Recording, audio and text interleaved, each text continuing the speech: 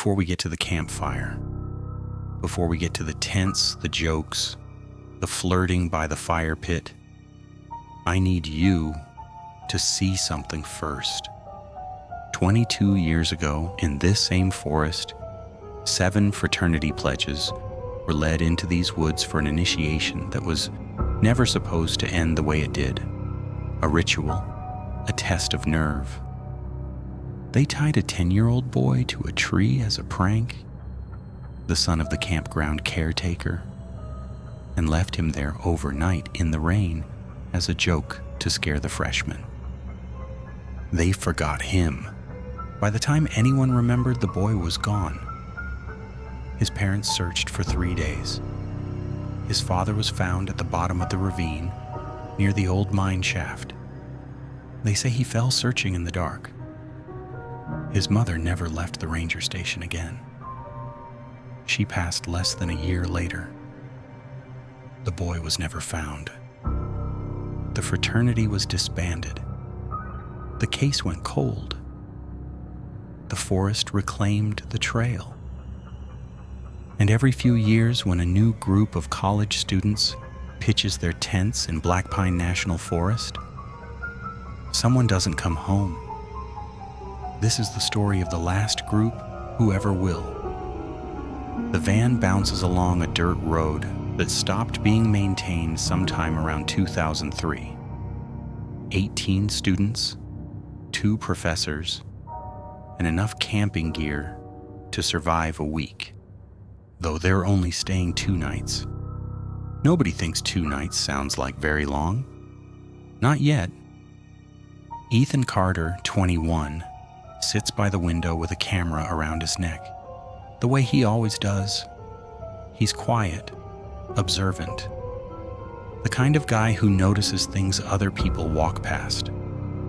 Beside him, Mia Brooks has her head on his shoulder, pointing out a hawk circling over the tree line. They've been together 3 weeks. It still feels new enough that neither of them wants to look away from each other for too long. Behind them, Jake Reynolds, broad-shouldered, loud, the kind of confidence that comes from never really being told no, has his arm around Sarah Collins, who's already filming everything on her phone for a story nobody back home will ever see because there's no signal out here. She doesn't know that yet. Noah Bennett is mid-sentence about a ghost story nobody asked for. Emily Foster is reading a field guide to regional flora because someone in this group has to know which berries will kill you. And Ryan Mitchell sits in the back corner by himself, headphones on, eyes on the window, saying nothing to anyone. At the front, Professor Helen Morris, sharp, organized, 20 years of leading these trips without incident, reviews the trail map. Beside her, Professor David Grant, former Army, checks the weather forecast with the flat calm of a man who has been in worse places than a state forest. They pull into the campground just past 2 in the afternoon. An old man in a faded Park Service jacket is waiting by the gate. The ranger, though nobody's sure that's still his real title, since the station's barely funded anymore. He helps them unload without much conversation. But before the group heads for the trailhead, he stops Professor Morris. "Storm's coming in tonight," he says. "Keep everyone close to camp after dark." "We always do," she says, smiling. He doesn't smile back. "One more thing." He looks past her at the students laughing near the van. This forest doesn't always let people find their way back the first time they wander. Compasses go strange out past the second ridge. Old iron in the ground, maybe. Maybe something else. Don't let your group split up once you're past the marked trail. Helen laughs it off. A local legend, probably good for morale. A campfire story to keep the kids from wandering. She thanks him. He doesn't move for a long moment, watching them walk toward the trees. And if anybody hears their name called after midnight, he adds, quieter now, almost like he doesn't want to say it out loud, tell them not to answer. Nobody hears that part except her. By evening, tents are up. A fire crackles in the pit. Jake attempts and fails to impress Sarah with a story about wrestling a coyote that grows more elaborate every time he tells it. Noah performs a ghost story with a flashlight under his chin, and it's genuinely terrible, and everyone loves it anyway. Ethan photographs Mia against the firelight without her noticing, and when she catches him, she doesn't ask him to stop. "If anything happens out here," she says, only half joking, "promise we don't leave each other." "Nothing's happening," Ethan says. "It's a camping trip." "Promise anyway." He does. It's the kind of promise that means nothing until the exact moment it means everything. Morning comes slow and gray, the kind of light that makes the trees look flatter than they should. Professor Morris gathers everyone by the fire pit with the trail map spread across a rock. The plan is simple: a day hike to the old fire lookout tower, marked clearly on the map, maybe 4 miles round trip. Easy enough. A way to burn off the group's nervous energy before a second night in the woods.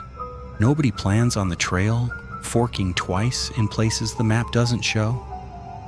Nobody plans on the fog that rolls in low around 11, thick enough that the group in front disappears from view if they get more than 20 feet ahead. And nobody plans on the compass. It's Emily who notices first. She's the one who insisted on bringing one old school just in case. And somewhere past the second ridge, the needle stops behaving. It doesn't point anywhere consistent. It drifts, slow and lazy, like it's asleep. She taps the glass. She shakes it. She holds it flat and still and watches the needle swing in a slow, useless circle before settling on a direction that can't possibly be north. Because north is where they just came from. Old iron in the ground, Professor Grant says, echoing the ranger without really believing it himself. Happens in places with mineral deposits. Nobody argues, but nobody quite believes it either. The trail thins beneath their boots until it isn't really a trail at all, just a suggestion of one, a place where the undergrowth is slightly less thick than everywhere else. The trees close in overhead until the sky becomes a distant gray seam instead of something you can actually see. The fog doesn't lift. If anything, it thickens, wrapping around ankles, swallowing sound, so that voices only a few feet away arrive, muffled, delayed, wrong. They should turn back. Everyone feels it. Nobody says it because saying it would mean admitting they're already unsure which direction back even is. It's Ethan's group that finds the ranger tower first. Half collapsed, the stairs rotted through on one side, rising out of the fog like something that's been waiting for them specifically. Someone spray painted a warning across the base, faded but still legible if you look hard enough. Don't come back. They don't linger. Further along, in a small clearing that feels too deliberate to be natural, Emily finds a ring of trees carved with symbols, crude, spaced with unsettling precision, cut deep enough to have survived 20 years of weather. She photographs them with hands that aren't quite steady. Nobody has an explanation, and that silence sits heavier than any answer would have. Near an old mine entrance, boarded shut, its warning signs bleached, unreadable by decades of sun, Sarah finds a rusted supply locker with a box of water-damaged newspaper clippings still inside.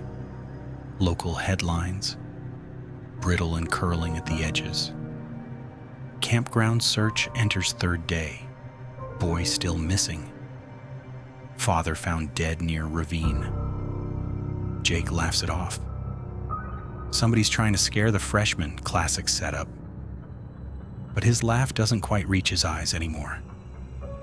Ryan, standing at the back the way he always does, stares at the mine entrance a beat too long before turning and walking away without a word. Everyone notices. Nobody says anything. By the time Professor Morris finally makes the call to turn back, none of them are entirely sure how long they've been walking or in what direction, or whether the compass in Emily's hand is pointing anywhere close to true. It takes far longer to find the trail again than it took to lose it. By the time camp comes back into view through the thinning fog, the light is already going amber and low, and everyone is quieter than they were that morning. Something followed them back.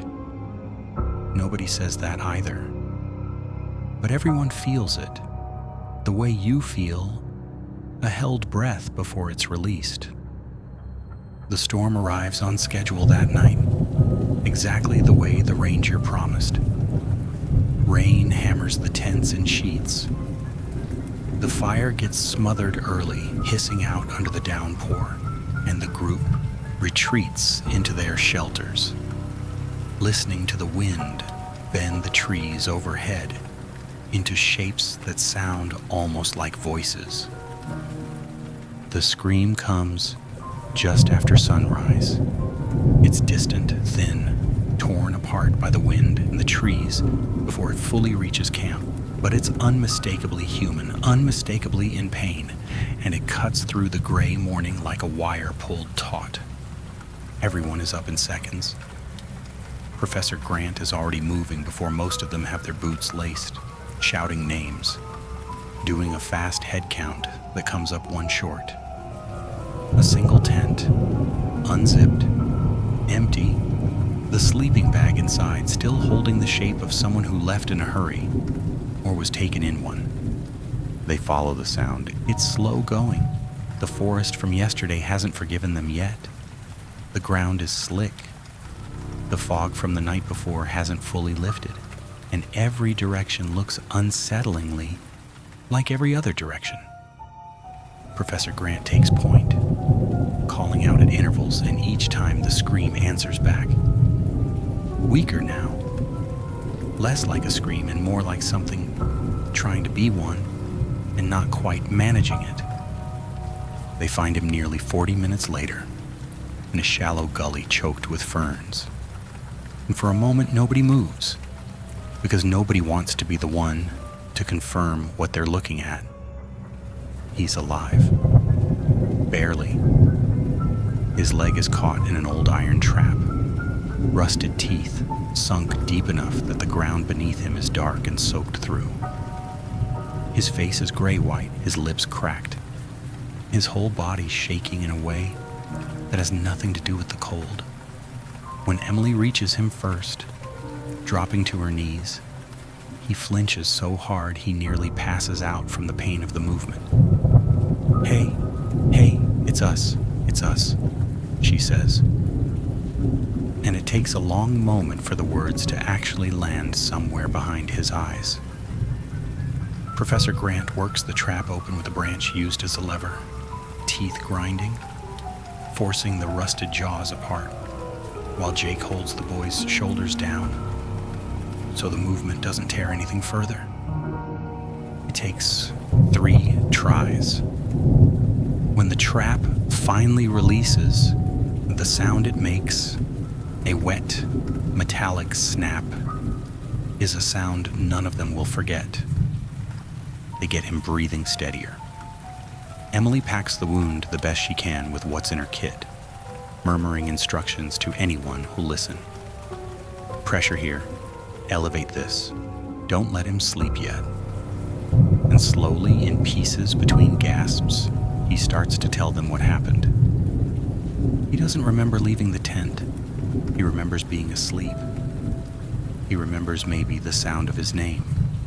Soft, close, almost gentle, like someone crouched right outside the fabric wall, calling to him and only him, and then nothing, a gap. Blackness, total and seamless. The kind that doesn't feel like sleep because there's no sense of time passing inside it. The next thing he remembers is pain.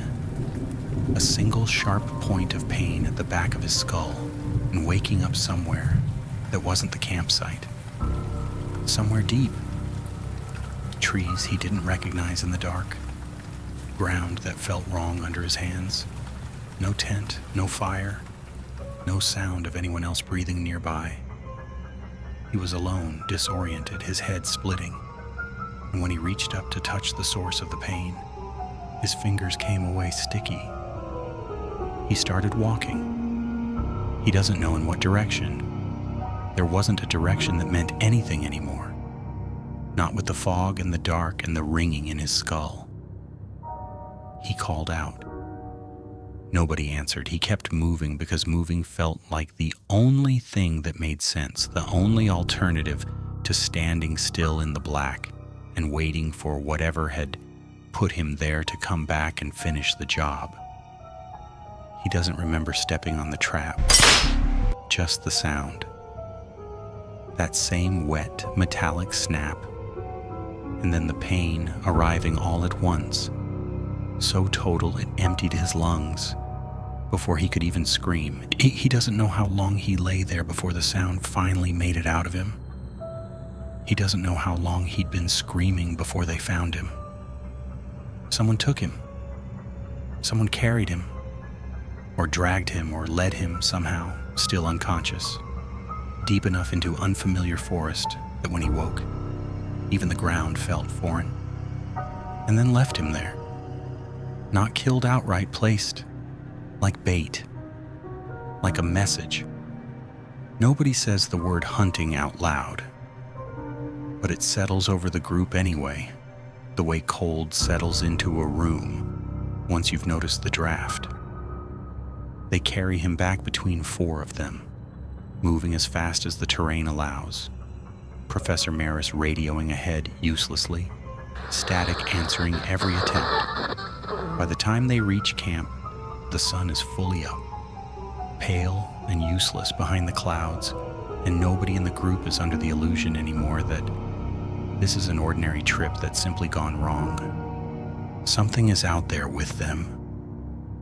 Something that knows how to move without being seen, how to take someone quietly enough that even the person taken doesn't remember it happening, and how to leave them somewhere far enough into the trees that finding a way back becomes its own kind of trap.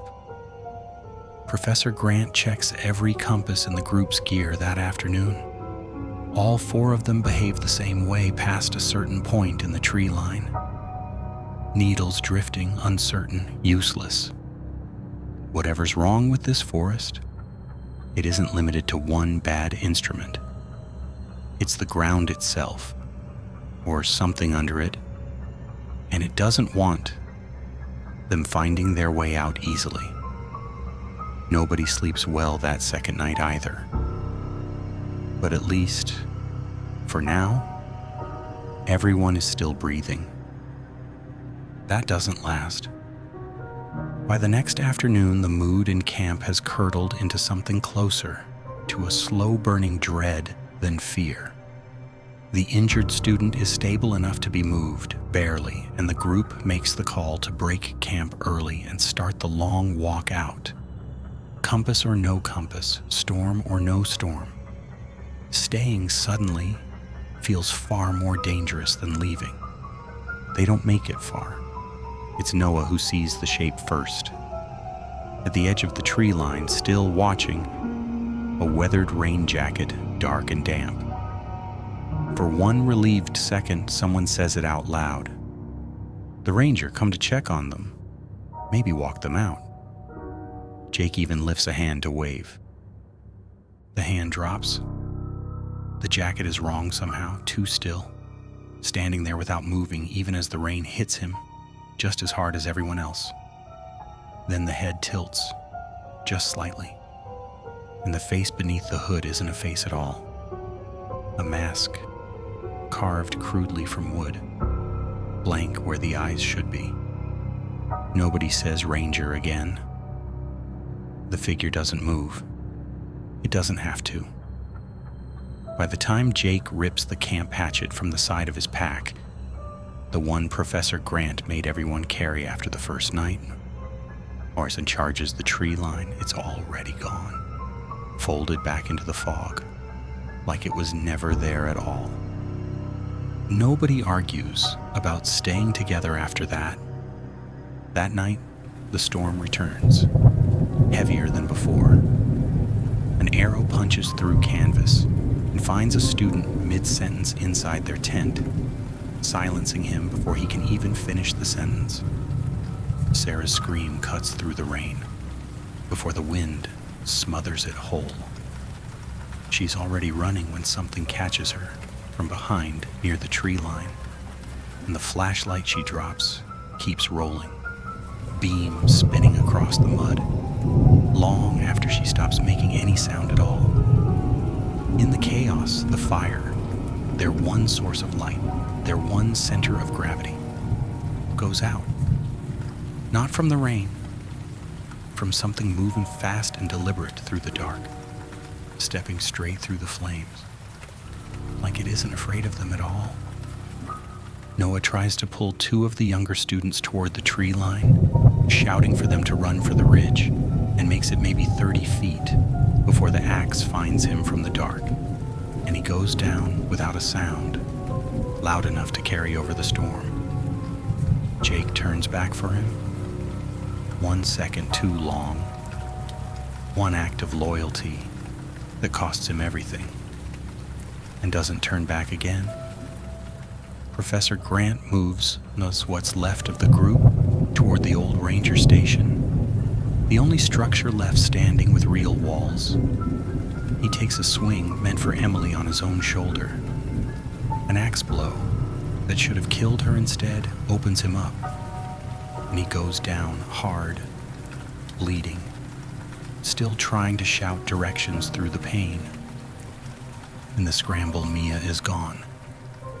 Ethan finds the tent empty, the fabric slashed from the outside in. Her scarf is caught on a branch 15 feet into the tree line, like a trail left just visible enough to follow or to lure. He remembers the promise, we don't leave each other. He goes in after her alone. The trail Mia's scarf started leads him past the old mine entrance, and that's where he nearly trips over Ryan. He's dead. Has been for hours, hidden in the brush just off the path. Killed early, likely one of the first. Ethan stands over him for a long second, breathing hard, and something in his chest goes cold that has nothing to do with the rain. The whole group had spent the trip keeping their distance from Ryan, the quiet one, the loner, always off by himself, always a little too strange to fully trust, never once stopping to wonder if maybe he wasn't the strange one at all. He was hiding from it, and it caught him first. Whoever's under that mask is still out there, still hunting, and Ethan is alone in the woods, with no idea who it actually is. He doesn't stop moving. He can't afford to. He doesn't have to guess where to go. Professor Grant's voice is still ringing in his ears from minutes earlier, shouting for everyone to get to the ranger station, the only structure left standing with real walls. If Mia's still alive, that's where she'll be dragged. Ethan cuts through the trees at a dead run, following the same direction the rest of the group is scrambling toward, until the shape of the old building rises up out of the dark ahead of him. Inside, in a room lit only by a single failing bulb swinging on a wire, Mia is tied to a support beam, alive, struggling against the rope the second she sees him. Ethan doesn't hear him at first, not over the rain hammering the tin roof, not over Mia's ragged breathing as she fights the rope. It's the smell that reaches him before the sound does. Wet canvas, rot, something underground. He turns too slowly. The killer is already there, filling the doorway, rain sheeting off the old jacket in a way that makes him look like part of the storm itself. He doesn't rush. He doesn't need to. Not with Ethan's back half against the beam, not with nowhere left in the room to run. For a long moment, nobody moves. The bulb overhead swings on its wire, and every time it swings away, the mask disappears into the dark completely, and every time it swings back, it's closer than it was. One slow step, then another. Mia stops fighting the rope. Even she seems to understand that whatever happens in the next few seconds decides everything. The killer's gloved hand rises to the edge of the mask, and almost gently, like he's been waiting a long time for someone to actually be standing there to see it, he lowers it. It's the caretaker, the quiet older man who'd been handling maintenance around the campground since before any of them arrived. The one nobody thought twice about because he was just there, the way staff always are, invisible until they're not. His voice, when it finally comes, is rough from disuse, like it hasn't been used for anything but grunts and breathing in years. You're wondering why I'm doing this, right? Neither of them answers. He doesn't wait for one.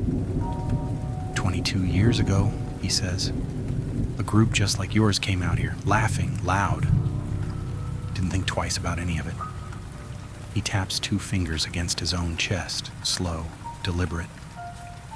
Tied a boy to a tree, left him there, said it was a joke. He lets that sit in the room for a second before he goes on. Everyone thinks that boy died out here. He didn't. His head tilts, just slightly, toward the floor beneath them, toward whatever waits in the dark underneath the station. Took me 3 days just to crawl out of that ravine. By the time I could stand again, I wasn't in any shape anyone would have recognized. And by the time he stops. Something moves behind his eyes, quick and buried, gone before it can be called grief. She waited almost a year for me, I know that now. I didn't know it then. I was too afraid of what I'd become to let her see it. By the time I finally worked up the nerve to go back, she was already gone. Ranger Station burned the year after. There wasn't anything left to go back to. So I stopped trying to be found, and I learned the tunnels under that mine better than the men who dug them. Learned how to live on what the forest gives you, if you're patient enough to take it. His eyes move over both of them, not with hatred exactly, something colder and more tired than that.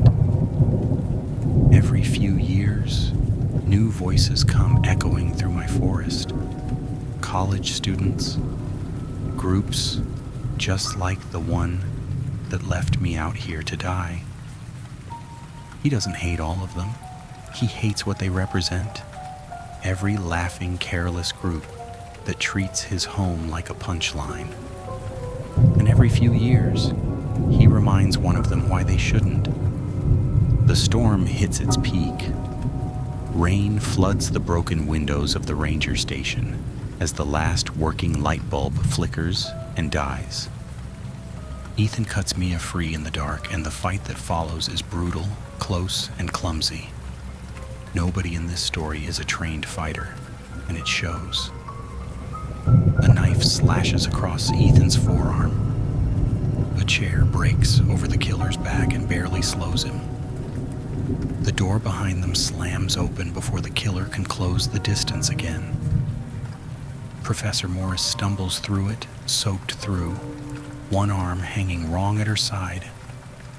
She'd been leading the rest of the group toward the station the whole time, following Grant's last shouted directions through the storm. And she's arrived just in time to see the knife come up. She doesn't hesitate. Bleeding, exhausted, done running, she throws herself between the killer and the two students, buying them the 3 seconds they need to reach the stairwell. It costs her everything. Ethan and Mia make it to the second floor as the rotted wooden flooring finally gives out beneath the killer's weight.